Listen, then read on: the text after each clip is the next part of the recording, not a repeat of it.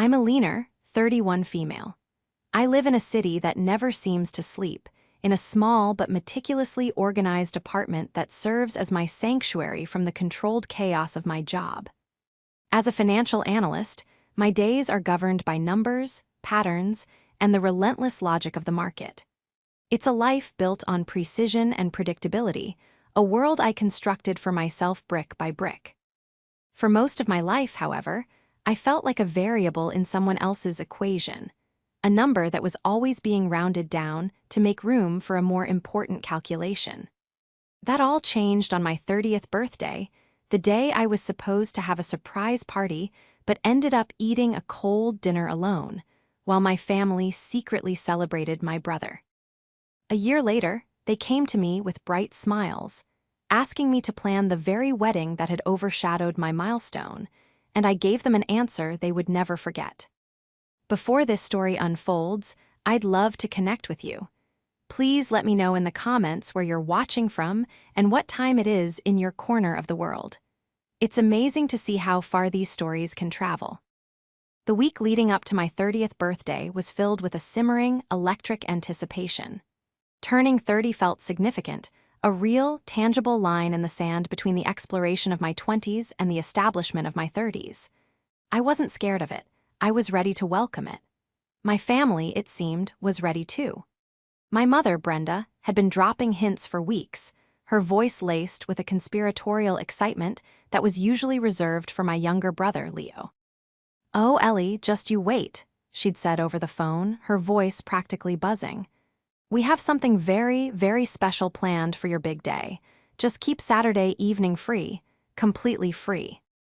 My father, Richard, a man of fewer words but equal devotion to my brother, echoed the sentiment with a knowing chuckle. "Your mother's gone all out. You won't know what hit you." Even Leo, who typically only called when he needed something, sent a rare text. "Heard Mom and Dad are cooking something up for your B-Day. Get ready.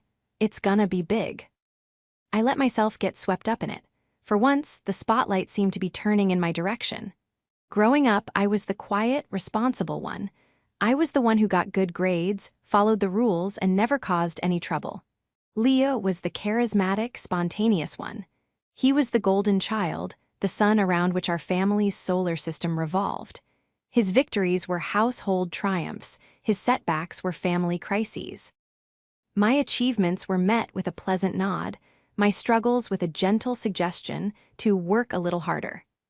I had long ago accepted this dynamic as a fundamental law of our family's physics. But 30 felt different. It felt like an occasion too significant to be overshadowed. I imagined what they could have planned. A surprise party with my few close friends from work, a weekend getaway. My mind spun with possibilities, each one warming me with a sense of long overdue recognition. The final instruction came from my mother on the Friday before. "Okay, darling," she said, her voice a low, excited whisper. "Here's the plan. Tomorrow night, dress up nicely. And I mean nicely, Alina. Be at the Gilded Lantern at 7:30 p.m. sharp. The reservation is under my name, Brenda. Just give them the name and they'll take you to the private room. We'll all be there waiting for you." The Gilded Lantern. My breath caught in my throat. It was one of the most exclusive, talked-about restaurants in the city, famous for its months-long waiting list and its breathtaking rooftop views. It was the kind of place you saw on lifestyle blogs, a place for major celebrations. This was bigger than I thought. My heart swelled with a genuine, unadulterated happiness. They really did see me. They really were making an effort. That Saturday, I spent the entire afternoon preparing. I had my hair professionally styled. I splurged on a new dress, a simple but elegant navy blue sheath that made me feel powerful and sophisticated. I did my makeup with care, making sure every detail was perfect. As I looked at my reflection before leaving, I saw not just a woman turning 30, but a woman who was finally being celebrated by her family in the way she had always secretly hoped to be. I arrived at the Gilded Lantern at 7:25 p.m., my heart thumping a nervous, happy rhythm against my ribs. The lobby was even more stunning in person, all dark wood, soft gold lighting, and hushed, important-sounding conversations. I walked up to the host stand, a smooth marble monolith presided over by a man in a perfectly tailored suit. "Good evening," I said, my smile feeling wide and bright. "I'm here for the Brenda reservation. It should be for a private room." The host tapped on his tablet, his brow furrowing slightly. "Brenda, you said?" He tapped again. "Ah, yes, the Starling room, it's our best view," he gave me a polite, professional smile. "However, it seems you're the first to arrive. Would you like me to show you to the room, or would you prefer to wait at the bar?" "Oh," I said, slightly surprised. I had expected them to be there already, ready to shout surprise. "I'll go to the room, thank you." He led me through the bustling main dining area to a quiet corridor. At the end was a heavy wooden door. He opened it to reveal a beautiful, intimate space. A single large table was set for 5, with gleaming silverware and sparkling crystal. One entire wall was a floor-to-ceiling window overlooking the glittering city skyline. It was perfect. "Can I get you something to drink while you wait?" the host asked. "Just some sparkling water for now, thank you," I replied. He nodded and left, closing the door softly behind him.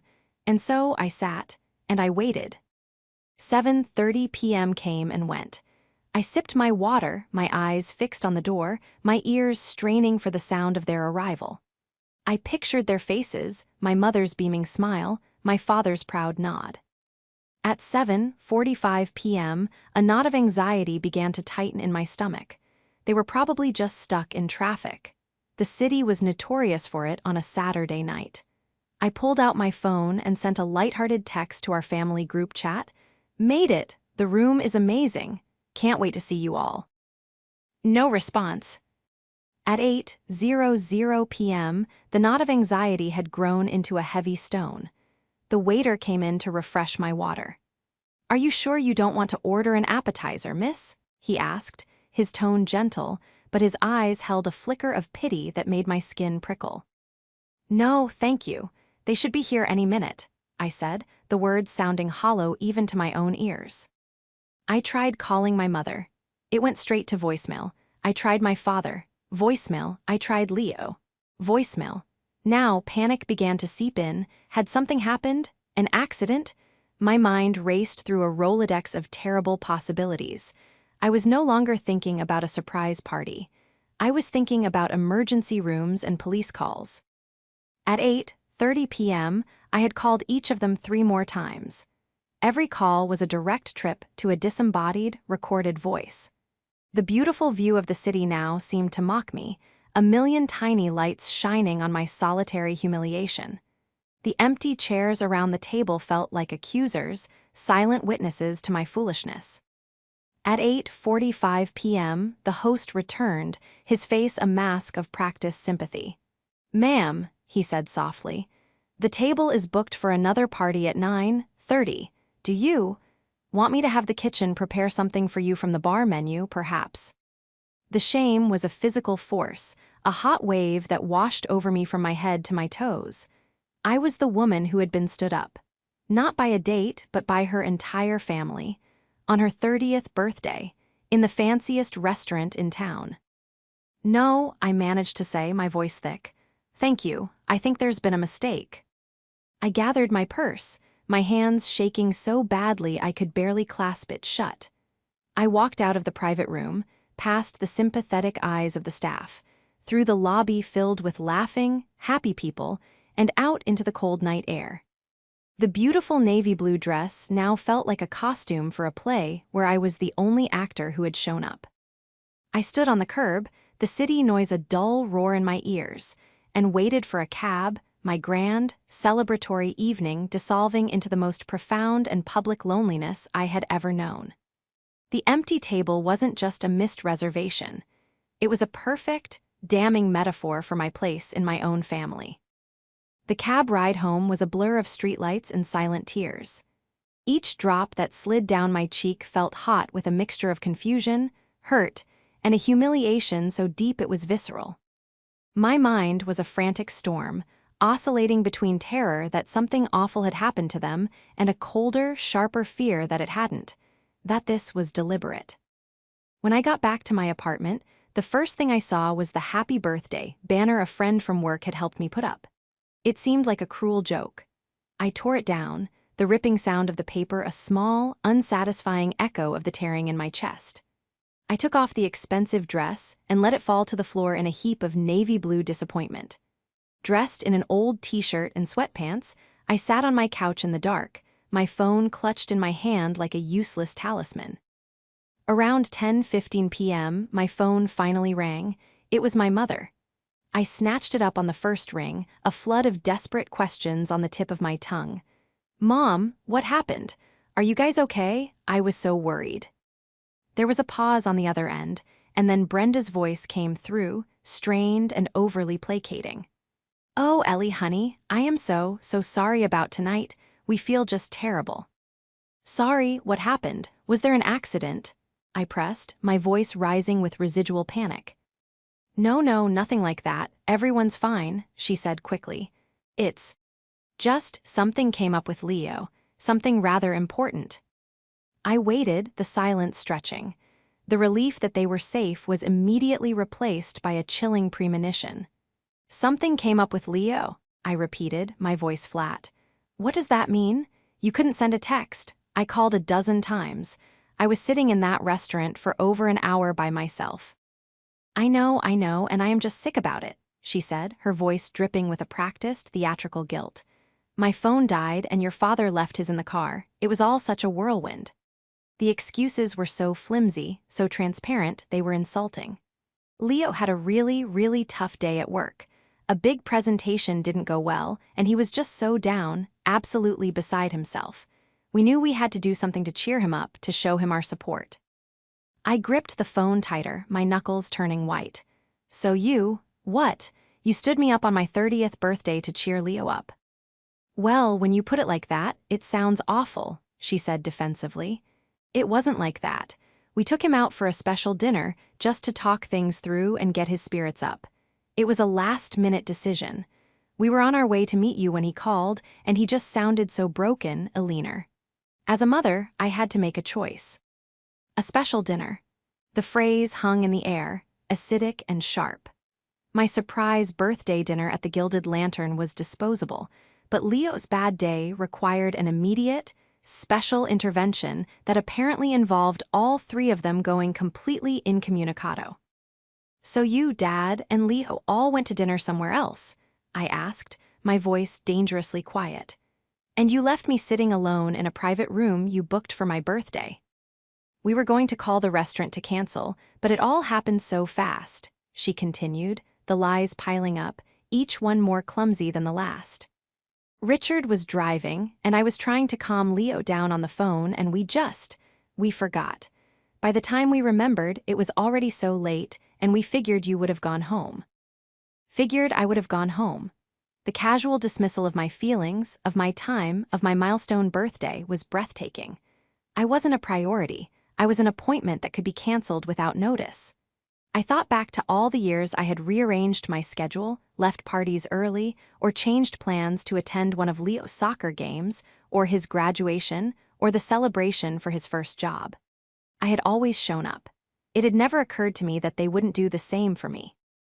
"I can't believe this," I whispered, the fight draining out of me, replaced by a cold, heavy resignation. "You do realize what day it is, right?" "Of course I do, honey, and we will make it up to you, I promise," she said, her tone shifting to one of bright, false cheer. "We'll do something next weekend, just the four of us. We can go to that little Italian place you like." The offer was so laughably inadequate it was almost absurd. A casual dinner at a neighborhood pasta joint as a replacement for a meticulously planned celebration at one of the city's top restaurants. The message was clear. My celebration was secondary. It was flexible. It was less important than a momentary dip in Leo's mood. "I have to go, Mom," I said, my voice empty. I didn't have the energy to argue, to scream, to explain the depths of the hurt they had just inflicted. They wouldn't understand it anyway. To them, this was a simple logistical hiccup, a rescheduling issue.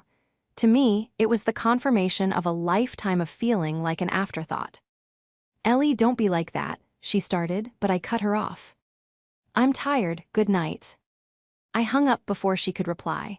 I slid down onto the cold, hardwood floor, my back against the couch. The silence of the apartment pressed in on me. I thought about the empty table, the pitying look from the waiter, the new dress crumpled on the floor. They hadn't just forgotten my birthday. They had actively chosen to discard it in favor of my brother. It wasn't an accident or an emergency. It was a choice. They had weighed my feelings against his, and mine were found wanting. I got up, walked to the kitchen, and opened the refrigerator. I pulled out a container of leftover pasta from 2 nights ago. I didn't bother to heat it up. I stood there, under the harsh glare of the kitchen light, eating cold pasta out of a plastic container with a fork. It was the saddest, most desolate meal of my life. And as I ate, a cold, hard resolve began to form in the pit of my stomach. It was a feeling I hadn't felt before, not anger, not sadness, but a quiet, chilling clarity. They had shown me my exact value in the family hierarchy, and I would never, ever forget it. In the days that followed my disastrous 30th birthday, a strange and unsettling calm descended upon our family communications. My mother sent a flurry of overly cheerful texts about making it up to me. My F. Ather sent a single, awkward message that read, "Sorry about Saturday. Hope we can celebrate soon." Leo, predictably, said nothing at all. I responded to them all with a detached, non-committal politeness. "No worries, I understand. We'll figure something out." I was a placid lake on the surface, but underneath, the currents of hurt and resentment were churning. I knew their version of events was a lie, a hastily constructed facade to cover their blatant favoritism. But I had no proof, only the gut-wrenching intuition that their story about Leo's bad day was far from the whole truth. Their excuses were too flimsy, their lack of communication too convenient. I let them believe I had accepted it. I played the part of the understanding, ever-forgiving daughter and sister. It was a role I had practiced for a lifetime, after all. The truth, when it came, didn't arrive with a dramatic confession or a tearful apology. It came, as truths so often do in the modern world, through the cold, indifferent lens of social media. It was Wednesday evening, 4 days after the incident. I was decompressing after a long day at work, scrolling idly through my Instagram feed. It was the usual mix of vacation photos, sponsored posts, and pictures of my friends' pets. And then I saw it. The photo was posted by a man named Alex, one of Leo's closest friends from college, a guy I'd met a handful of times at family gatherings. The picture was bright, loud, and professionally taken. It was a group shot. In the center, beaming, stood my brother Leo and his longtime girlfriend, Chloe. Chloe was holding up her left hand, showcasing a massive, glittering diamond ring. Flanking them with equally wide, celebratory smiles were my parents, Brenda and Richard. They were all raising champagne flutes in a toast. My blood ran cold. I looked closer, my heart pounding against my ribs like a trapped bird. The background was unmistakable. The dark wood paneling, the distinctive gold light fixtures, the unique pattern on the upholstery of the chairs. It was the gilded lantern. There was absolutely no doubt about it. Then my eyes fell to the caption Alex had written beneath the photo. "An amazing night celebrating these two. Can't believe my best mate is finally tying the knot. So happy for you, Leo and Chloe. Welcome to the family, Chloe. Chesedai's engagement celebration, the gilded lantern." And then the final damning piece of evidence, the date stamp. Posted, Saturday. I stared at the screen, my mind struggling to process the information. Every beat of my heart was a hammer blow, knocking the breath from my lungs. The flimsy narrative my mother had fed me shattered into a million pieces. There was no bad day at work. There was no last-minute crisis. There was no need to cheer Leo up. It was a planned engagement party. For Leo and Chloe. At the Gilded Lantern, on my 30th birthday. The pieces clicked into place with horrifying clarity. They hadn't canceled my birthday dinner for Leo. They had booked his engagement party on my birthday. The reservation I was sent to wasn't even for me. It was likely a decoy, or perhaps they had booked 2 rooms, hoping I'd just sit quietly in one while the real celebration happened in another. Or maybe, And this thought was the most painful of all. They simply hadn't thought about me at all. They had a scheduling conflict. The only date the restaurant was available for their precious son's big moment clashed with their daughter's milestone birthday, and they made their choice. They chose him. They lied to my face, concocting a pathetic story to cover their tracks, confident that good old, reliable Ellie would just accept it and move on. I zoomed in on the photo, my analyst's brain kicking into overdrive, pushing past the tidal wave of emotion. I examined their faces. My mother, Brenda, looked ecstatic, her arm wrapped proudly around Chloe. My father, Richard, stood slightly behind Leo, his hand on his son's shoulder, a look of pure paternal pride on his face. And Leo looked triumphant. There wasn't a hint of a bad day on his smug, smiling face. They were all dressed to the nines, my father in a suit, my mother in a shimmery cocktail dress, Leo in a crisp blazer. This was no last-minute affair. This was a planned, expensive, landmark event. A wave of nausea washed over me. I thought of myself, sitting alone in that silent room, dressed in my special dress, my stomach twisted with worry for them. I thought of the pity in the waiter's eyes. I thought of me, eating cold leftovers in my dark kitchen, accepting my mother's pathetic lies because, on some level, I still wanted to believe they cared. The carelessness of it was what struck me the deepest. They had constructed this elaborate lie, yet they hadn't considered the most basic element of modern life: social media. They hadn't told Leo's friends to keep it quiet.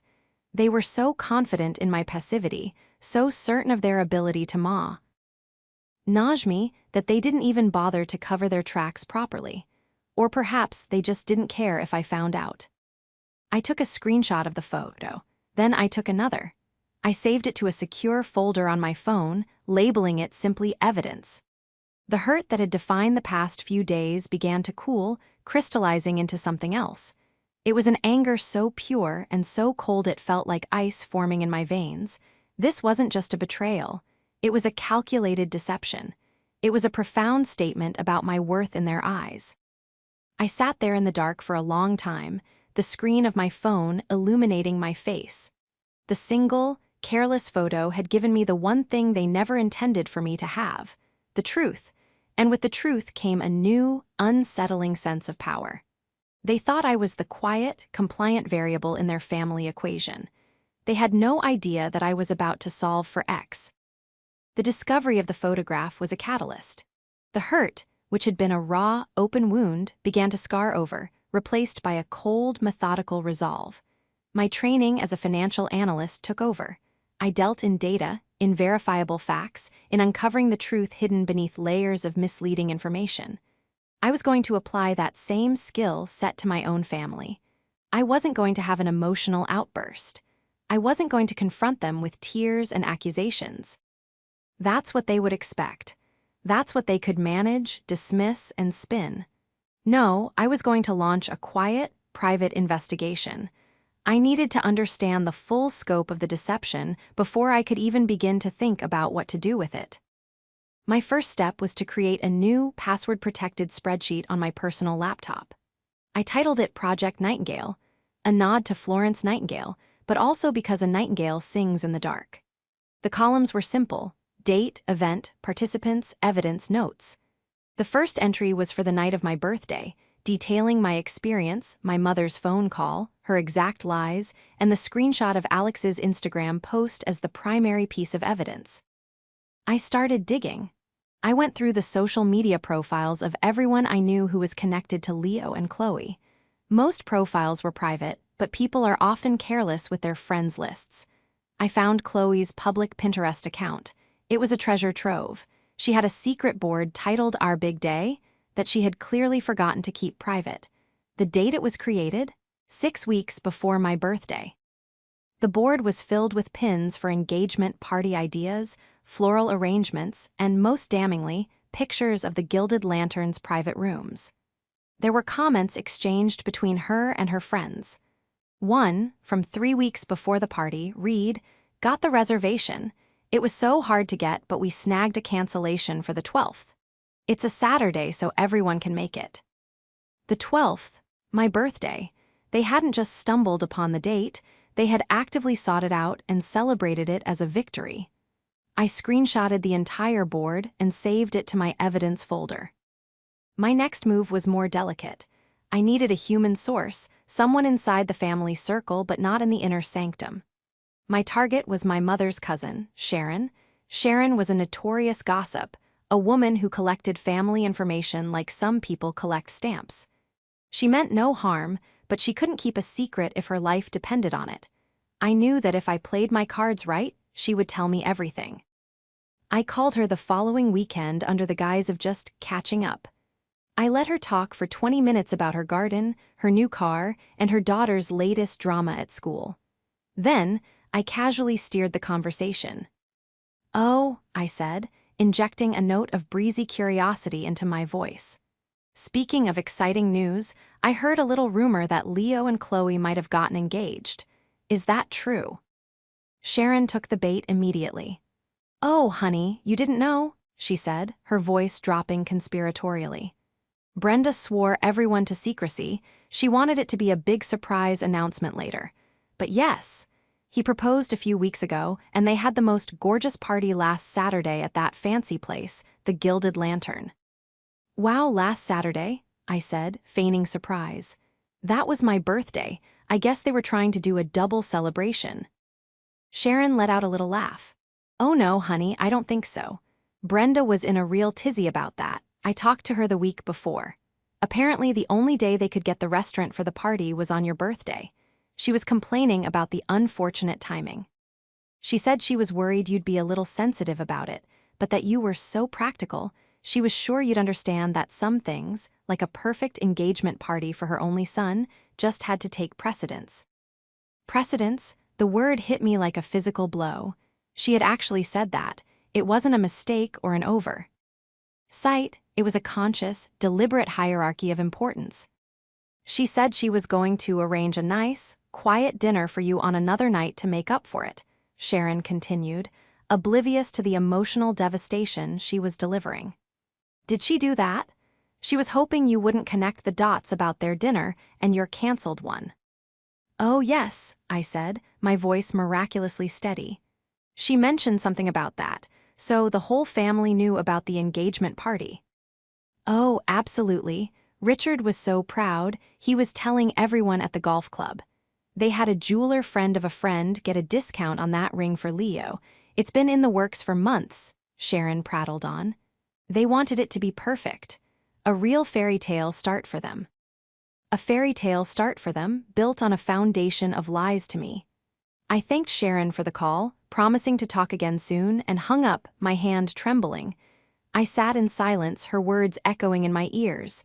Unfortunate timing. Worried you'd be sensitive. Practical Ellie will understand. Precedence. They had discussed it. They had weighed the options. They had actively decided to lie to me, not to protect me, but to manage me. They didn't want to deal with my sensitivity. It was easier to deceive me, leave me waiting in a restaurant, and then feed me a story they assumed my practical nature would swallow whole. I opened my laptop and updated the Project Nightingale spreadsheet. I added the Pinterest board evidence. I documented the entire conversation with Sharon, quoting her verbatim. The timeline was now crystal clear. The proposal happened nearly 2 months ago. The ring was purchased. The party was planned for weeks. The date conflict was identified and discussed. The decision was made to prioritize the party and deceive me. The investigation was complete. I had all the facts, all the data points. I had a complete, undeniable picture of the betrayal. The quiet fury that had been simmering inside me now burned with a steady, white-hot flame. They hadn't just forgotten me. They had erased me from my own milestone to better celebrate my brother's. They had treated me with a level of disrespect and deceit that you wouldn't show to a stranger, let alone your own daughter. I closed the laptop. The question was no longer what happened. The question was, what was I going to do about it? I knew one thing for sure. Practical Ellie was done understanding. She was done being managed. They wanted a fairy tale for Leo. They had no idea about the cautionary tale they were writing for themselves. A year is a long time. It's long enough for seasons to change, for wounds to scar over, and for resentment to cure, hardening from a fiery rage into something much stronger and more durable. Resolve. For the 365 days that followed my 30th birthday, I cultivated a new relationship with my family, one built on a foundation of polite, impenetrable distance.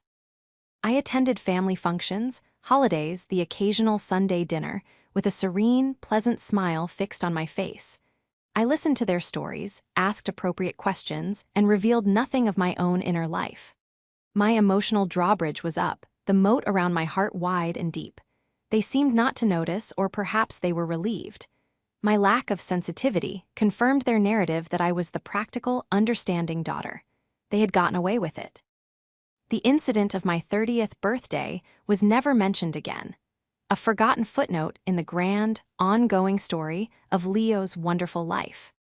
Just as Sharon had predicted, Leo and Chloe made their surprise engagement official a few months later, to a chorus of feigned shock and delight from the family members who had been at their secret party. And then, almost exactly a year after my humiliation, the moment I had been waiting for arrived. It came during a Sunday dinner at my parents' house. After the plates were cleared, Brenda turned to me, her face glowing with an almost manic excitement. Chloe sat beside her, looking equally thrilled. "Ellie, darling," my mother began, reaching across the table to pat my hand. "Now that we have a date set for the wedding, next September, we have a huge, huge favor to ask you." I took a slow sip of water, my expression neutral. "Oh. Well," Chloe chimed in, her voice sweet as saccharin. "We were thinking, since you're so incredibly organized and so amazing with numbers and spreadsheets." Brenda cut in, unable to contain herself. "We want you to be our wedding planner, unofficially, of course. We just can't afford a professional one, not with the venue we want. But you would be even better. You could help us manage the budget, keep track of the vendors, handle the contracts. You would be an absolute lifesaver. Will you do it? Will you help us give Leo and Chloe the perfect day?" I looked at their hopeful, expectant faces. My mother, so desperate to orchestrate her son's perfect life.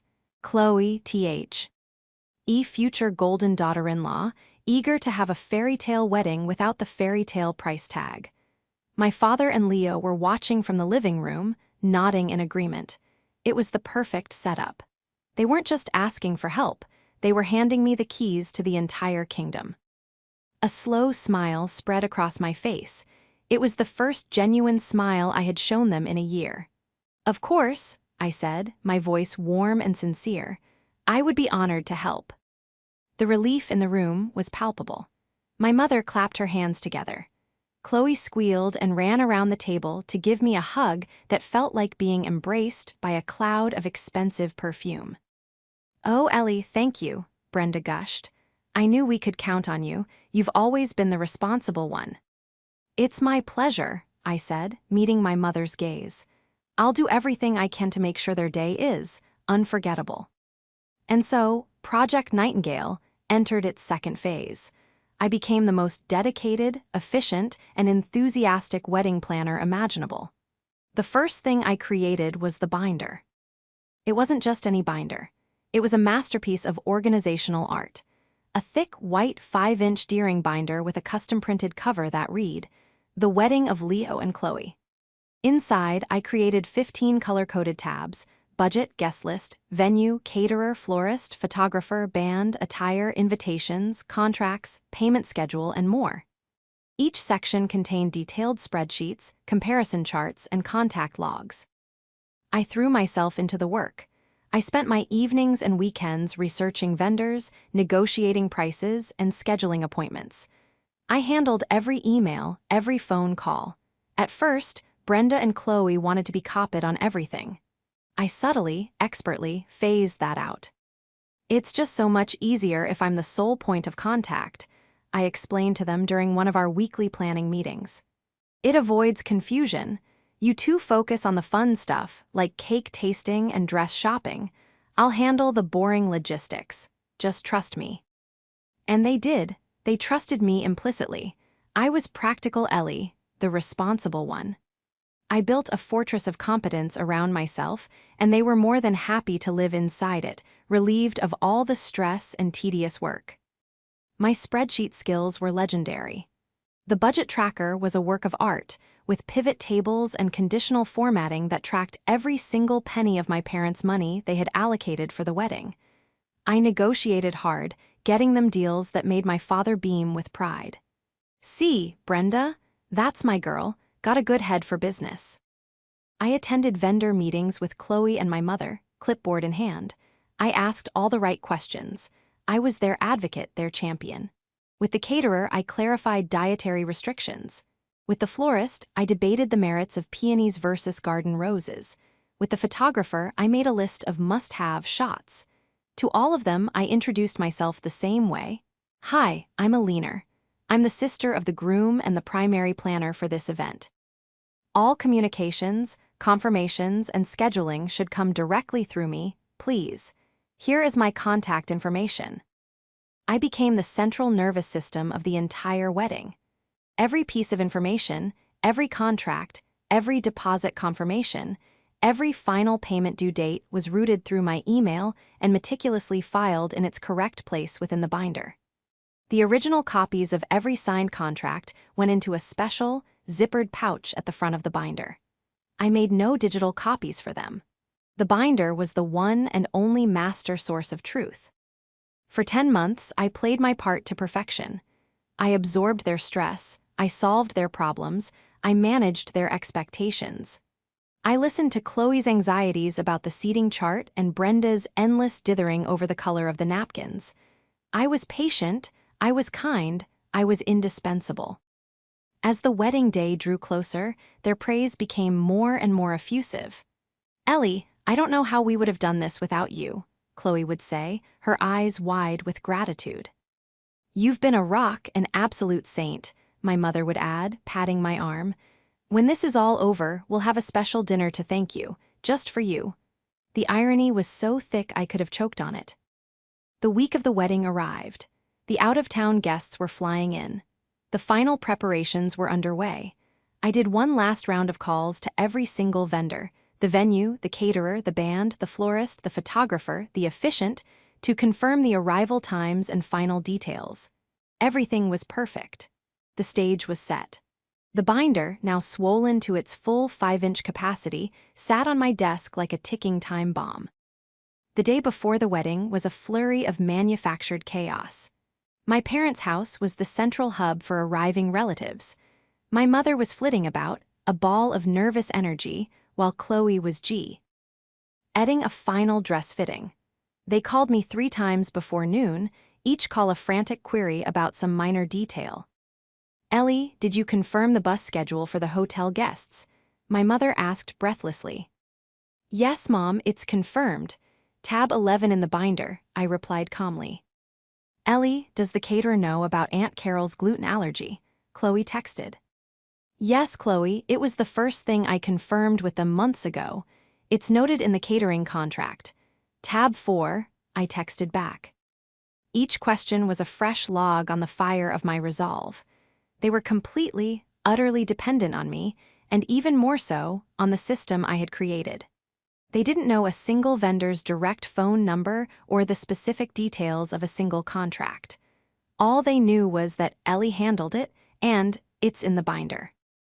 That afternoon, I told them I had one last, big errand to run to ensure everything was perfect for the next day.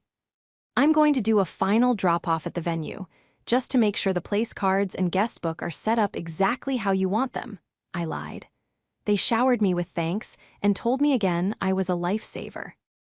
I went home. On my desk sat the binder, a pristine white monolith containing the DNA of a $100,000 wedding. Beside it was a sturdy, prepaid, express shipping box, and next to that was a small, elegant gift box. With methodical precision, I placed the binder inside the shipping box. I sealed it with heavy-duty tape, pressing down on the edges to make sure it was secure. I had already printed the shipping label. The destination was not the wedding venue. It was a P.O. box I had rented under a pseudonym 6 months ago in a city 5 states away. Then, I turned my attention to the small gift box. Inside, I placed a single, laminated card. On one side of the card, I had printed a high-quality, glossy copy of the photograph from Alex's Instagram feed, the one of my family celebrating Leo and Chloe's engagement at the Gilded Lantern on my 30th birthday. Their smiling faces, their champagne flutes, Chloe's ring, it was all there in vivid, damning color. On the other side of the card, I took out a black, fine-tipped permanent marker. My hand was perfectly steady as I wrote the words I had been composing in my head for a year. Not my circus, not my monkeys. You have your special celebration. Enjoy it. P.S. The final vendor payments are due tomorrow morning. You should probably call them. Not my table. I placed the laminated card in the box, nestled it in tissue paper, and tied the box with a simple white ribbon. My first stop was the courier service. I walked up to the counter and handed over the large, heavy box containing the binder. I paid for overnight, priority shipping with tracking. It absolutely has to be there by tomorrow, I told the clerk. He assured me it would be. As I walked out, I felt a weight lift from my shoulders that I hadn't even realized I'd been carrying for a year. My second stop was a local messenger service I had booked a week in advance. I gave them the small, elegant gift box. "This needs to be delivered to this address," I said, giving them my parents' house. "Please deliver it this evening, between 7:00 and 7:30 p.m. I knew they would all be gathered there for the informal rehearsal dinner. The timing was perfect. With my tasks complete, I drove home. I didn't pack a suitcase. I had already done that the week before. 2 large bags were waiting by the door. I changed my clothes, took one last look around my sanctuary of an apartment, and walked out without a backward glance. My final destination was the airport. My confrontation wasn't going to be a screaming match. It wasn't going to be a tearful scene. My confrontation was my absence. It was the silence where my support used to be. It was the chaos that would bloom in the vacuum I had created. As I sat in the airport lounge, waiting for my flight to board, I imagined the scene. The messenger arriving at the door with the beautifully wrapped box. My mother, probably assuming it was a wedding gift, opening it with excitement. The confusion as she pulled out the single, laminated card. The dawning horror as she saw the photograph.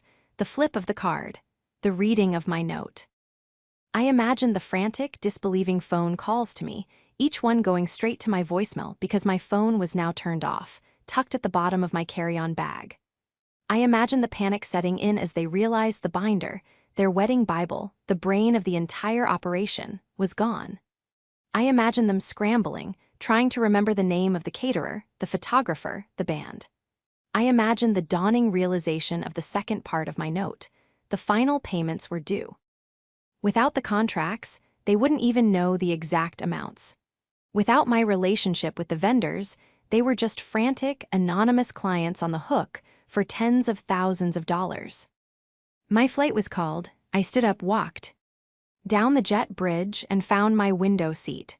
As the plane ascended, leaving the glittering lights of the city behind, I didn't feel anger or guilt. I felt a profound sense of peace. I had served them their just desserts, and it was a dish best served cold. My destination was an island where the water was the color of turquoise and the sand was the color of sugar. I had booked the trip months ago, a non-refundable, first-class ticket and a suite at a boutique hotel overlooking the ocean. This wasn't just an escape, it was a reward. It was the celebration I had promised myself, the one I truly deserved. For 3 days, my phone remained off. I swam in the warm sea, read books in a hammock, and drank cocktails with tiny umbrellas in them. I went on long walks along the beach and felt the year of coiled tension slowly unwind from my spine. I didn't allow myself to wonder about the chaos I had unleashed back home. My part in that story was over. The note was my final line of dialogue. The rest was their scene to play out. On the 4th day, which would have been the day after the wedding, I finally decided to turn my phone on. I was sitting on my hotel balcony, a cup of coffee in hand, watching the sunrise paint the sky in shades of pink and orange. I connected to the hotel Wi-Fi and braced myself. The notifications came in a flood, a digital tsunami that made my phone buzz and vibrate nonstop for nearly 2 full minutes. 117 missed calls. 48 from Mom, 39 from Dad, 21 from Leo, 9 from Chloe. 234 text messages. 41 voicemails. I opened the text messages first, my curiosity getting the better of me. I didn't read them all, but I scrolled through the previews, which told the entire story of their descent into panic.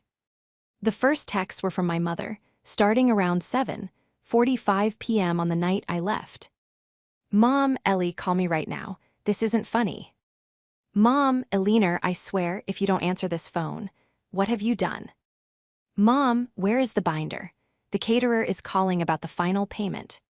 Then came the text from Leo, escalating from confusion to pure rage. Leo, yo, where are you? Mom is freaking out.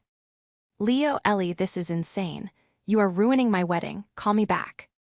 Leo, I cannot believe you would do something so sick and twisted. You've destroyed everything. My father's were more direct, laced with threats. Dad, you have 1 hour to call me and fix this. Dad, we are calling the police. This is theft. Dad, you are no longer my daughter. Chloe's were a string of crying emojis and pleading messages that quickly turned venomous. CHLOE, Ellie, please. Whatever is wrong, we can fix it. Just bring the binder back. CHLOE, you are the most evil, jealous person I have ever met.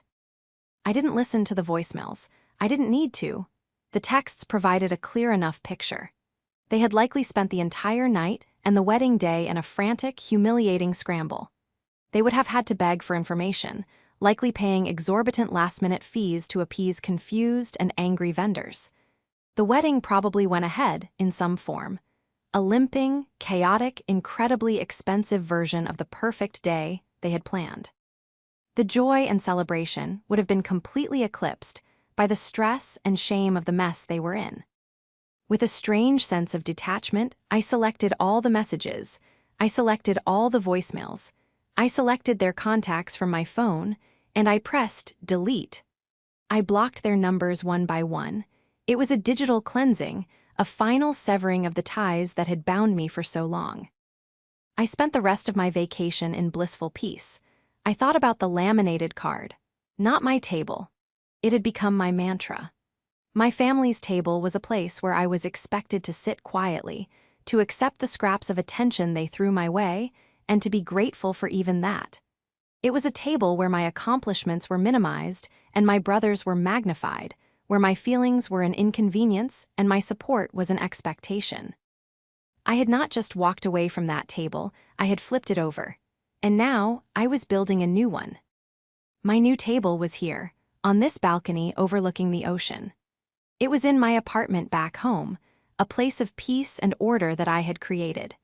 It was with my small circle of loyal friends who celebrated my birthday with a simple, heartfelt dinner the week after the disaster, the kind of celebration that filled you with warmth, not shame. When I returned home, I felt like a different person, lighter, freer. There was no letter from a lawyer, no police at my door. They knew they had no legal ground to stand on. I hadn't stolen their money, I had meticulously managed it. I hadn't broken any contracts. I had simply withdrawn my unpaid, unappreciated labor and returned all property, the binder, to myself. The most they could accuse me of was being a cruel, vindictive sister. And after the way they had treated me, I was more than willing to wear that title in tea. Air story. I never spoke to them again. Through the family grapevine, I heard that the wedding had been a categorical disaster, and that my parents had to take out a second mortgage on their house to cover the last-minute costs and vendor penalties. Leo and Chloe were apparently still married, but the start to their fairy tale had been a nightmare from which they never fully recovered. Sometimes, I wonder if they ever understood why I did it. If they ever connected their casual, cruel act of erasure on my 30th birthday to the cold, calculated revenge that followed. I doubt it. People like them rarely see their own reflection clearly.